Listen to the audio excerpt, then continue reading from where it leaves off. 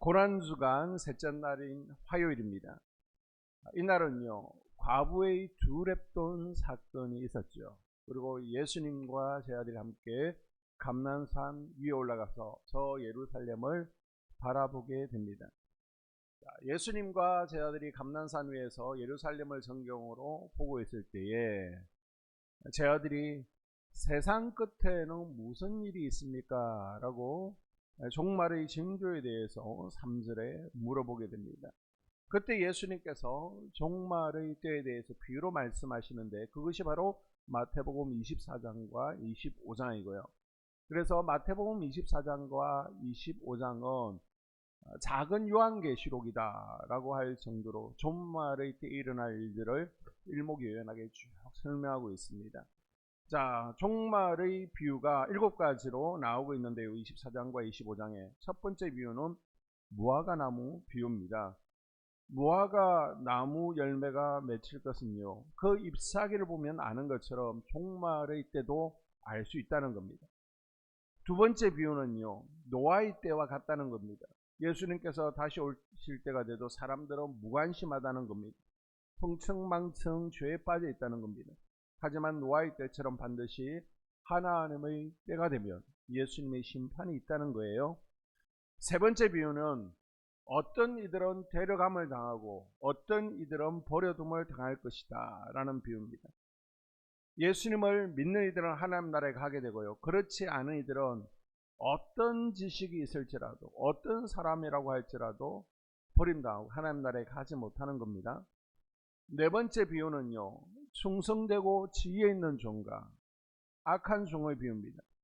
미래를 대비하는 지혜로운 종이 되라는 것입니다. 그리고 다섯 번째 비유는 열 처녀 비유입니다. 여러분이 잘 아는 것처럼 열 처녀 가운데 5처녀만 신랑을 맞이할 기름을 충분하게 준비했습니다. 그리고 자기 자리를 지켰죠. 이처럼 마지막 때에 신랑께서 언제 오실지 모르기 때문에 항상 성령의 기름을 잘 준비하고 자기 자리를 잘 지키고 있어야 된다는 것입니다. 여섯 번째는요, 달란트 비유입니다. 하나님께서 맡겨주신 사명을 잘 감당하지 못한 이들은 책망을 받게 되고 마지막 때 반드시 우리가 어떻게 사명 감당했는지 물으신다는 겁니다.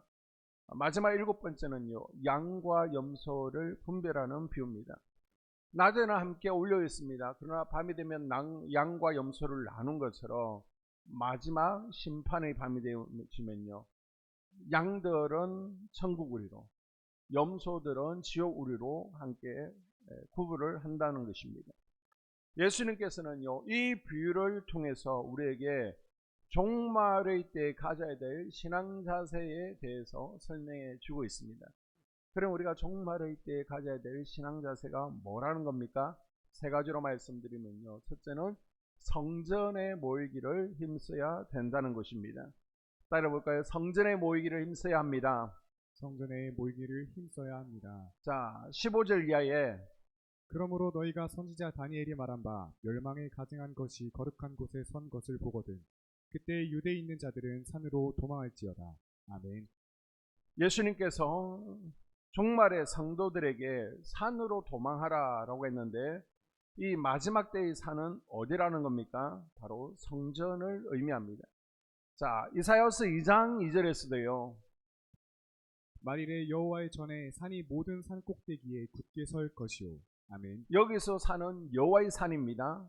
야곱의 전입니다. 시온이고요, 바로 예루살렘 성전을 의미합니다.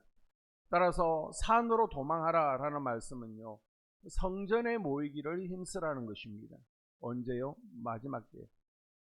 히브리스 기자도요, 모이기를 패하는 어떤 사람들의 습관을 따라하지 말고 오직 마지막에 가까울수록 더욱 모이기를 힘쓰라 라고 우리에게 권면하고 있습니다.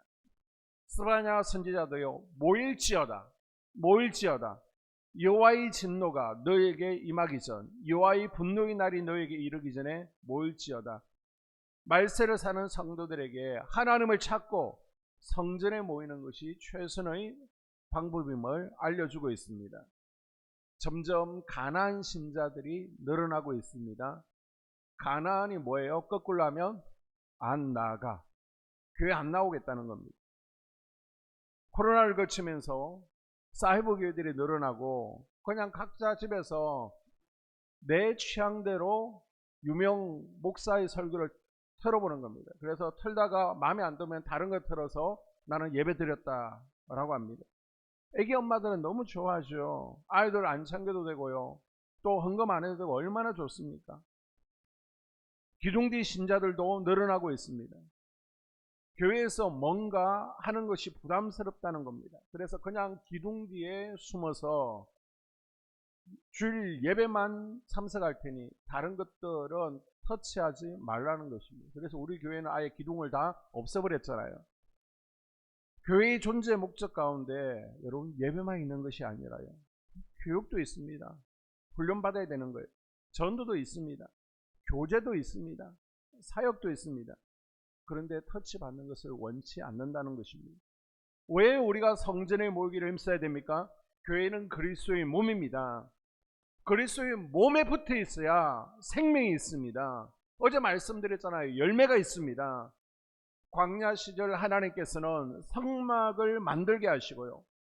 성막을 통해서 너에게 내가 다가와서 만나줄게. 이곳에서 우리 만나자라고 약속하셨습니다. 지금도 마찬가지입니다. 하나님께서는 그리스도의 몸인 교회에 성령의 기름을 부어주시고요. 성도들은 교회를 통해서 그리스도의 몸을 통해서 기름 부으심을 공급받는 겁니다. 예배를 통하여 말씀을 타고 들어오시는 성령님을 우리가 마시는 것입니다. 여러분 교회에 붙어 있어야 영이 살고 생명이 사는 것을 기억하십시오. 그래서 예배를 사모하셔야 됩니다. 어제 참 감동적인 것은요. 우리 이동배 장로님 회의까지 1시간이 넘는 글입니다. 캄캄한 밤에 연세 있는 분이 운전해서 오신다는 것이 쉽지가 않습니다. 얼마나 위험해요. 그런데도 고난주간 특별 새벽 기도회를 시작하는데 첫날이라도 참석해야지. 아니 비가 오지 않았으면 오늘도 오셨을 것입니다. 그렇게 원로 장로님이심에도 불구하고 연세가 있으심에도 불구하고 1시간 이상 되는 거리에서 새벽 기도회에 참석하시잖아요. 우리 학생들, 어린아이들도 단잠 깨서 나오는 거 얼마나 기특합니까? 고등학생들요. 밤늦게까지 공부합니다. 몇 시간 자지도 못하고 특세에 참석하고 있지 않습니까? 얼마나 기특해요. 우리 박수 한번 해줄까요?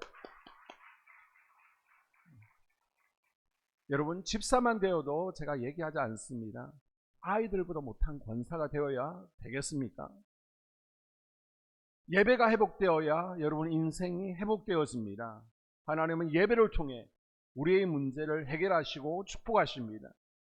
예배를 통해서 치유가 일어나는 것이고요. 우리가 예배를 통해서 살아계신 하나님을 만날 수 있는 것입니다. 말세일 때 성전에 모이기를 더욱 힘쓰는 성도들이 될 수 있기를 주의 이름으로 축복합니다. 두 번째 우리 예수님께서는요.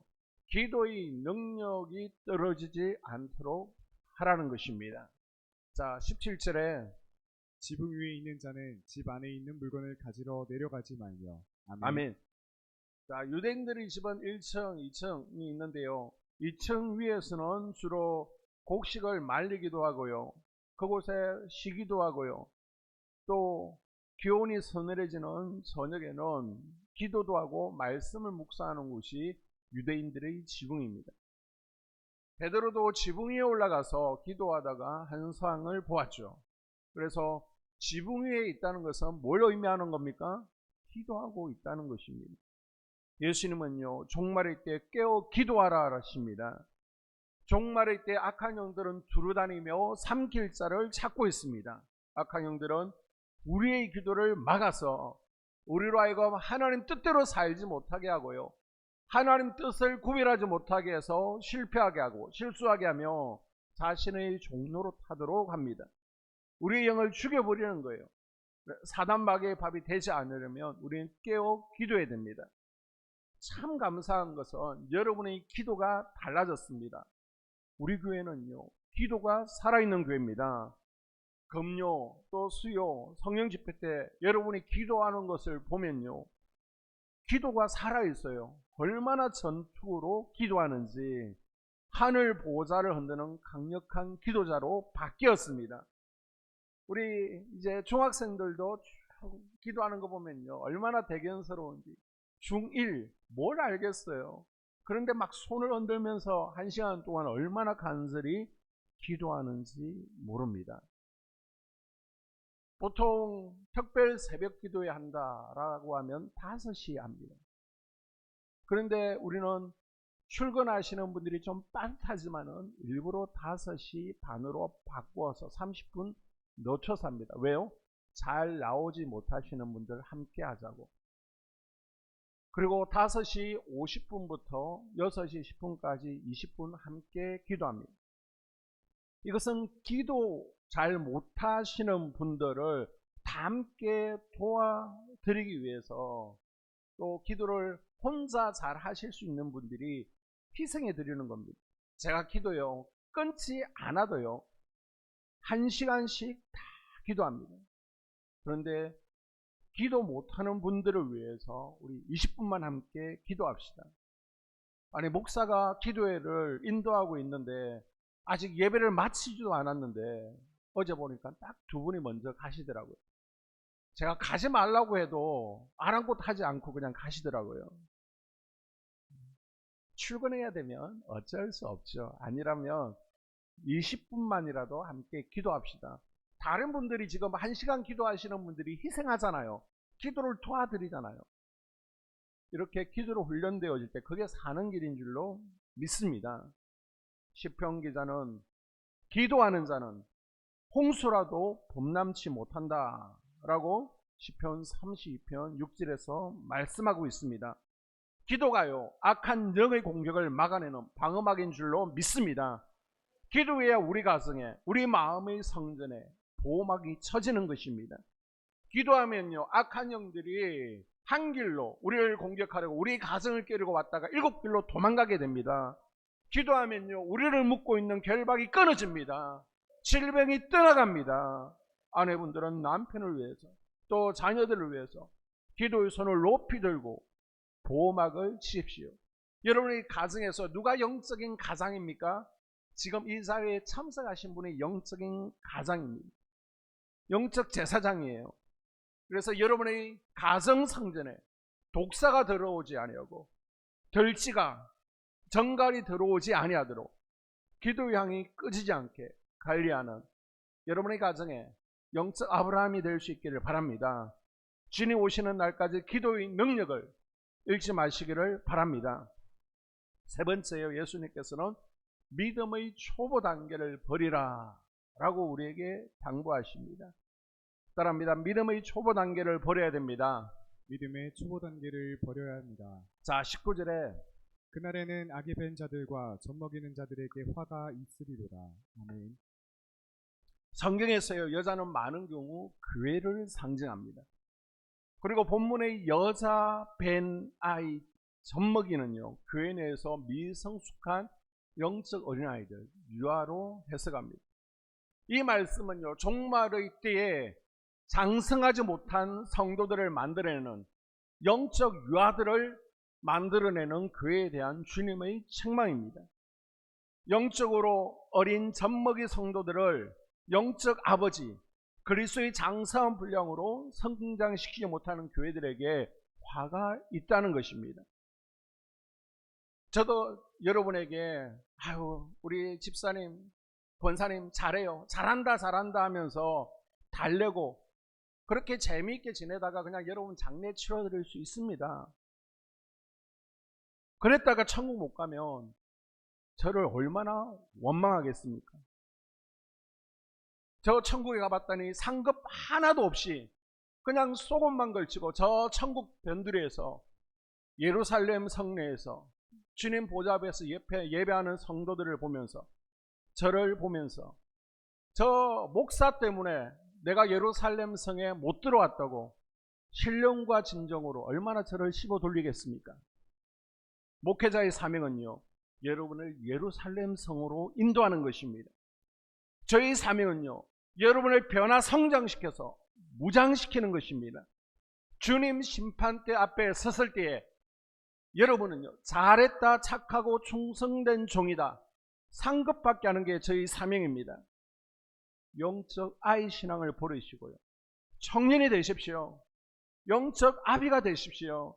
예수님의 제자들도, 이적과 기사를 해가던 제자들도 마지막 때에 도망가고 배신했는데, 여러분 영적 초보의 신앙으로는 마지막 날 핍박을요 버틸 수 없습니다. 우리가 더 무장해야 됩니다. 그리고 여러분 속회 내에 영적 어린아이들이 있습니다. 속장님을 중심으로요, 이 영적 어린아이들을 책임지고 세워줘서 그리스도의 장사한 분량에 이룰 수 있도록 잘 돌봐주는 또 속해 영적 아버지들이 될 수 있기를 바랍니다. 말씀을 정리합니다. 우리 주님 언제 재림하실지 모릅니다. 아니, 그 전에 개인의 종말을 먼저 맞이할 수도 있습니다. 종말의 때를 사는 우리에게 우리 예수님은요, 성전에 모이기를 힘써야 된다라고 말씀하십니다. 깨어서 기도하라 라고 하십니다. 초보적인 신앙을 버리라 라고 하십니다. 마지막 때 악한 영들이 우리 믿음의 성도들을 밀가부르듯 하는 이때에 종말의 신앙으로 무장하고 능히 이기는 성도들이 될 수 있기를 주의 이름으로 축복합니다.